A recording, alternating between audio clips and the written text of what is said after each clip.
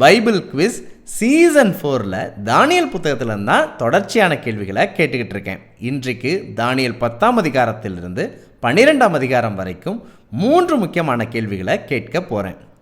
இந்த 3 அதிகாரத்திலையும் பெரிய அதிபதி, உங்கள் அதிபதி, பிரதான அதிபதி என்று குறிப்பிடப்பட்ட ஒரே நபர் யார்?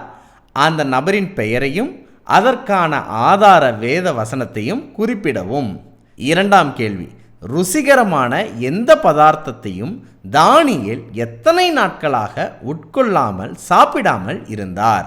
3ஆம் கேள்வி, ஆகாய மண்டலத்து ஒளி மற்றும் நட்சத்திரங்களோடு ஒப்பிடப்பட்டவர்கள் யார் யார்? இந்த 3 கேள்விகளுக்குமான பதிலை நீங்கள் தேடி கண்டுபிடித்து எங்களுடைய வாட்ஸ்அப் எண்ணிற்கு அனுப்பி வையுங்கள்.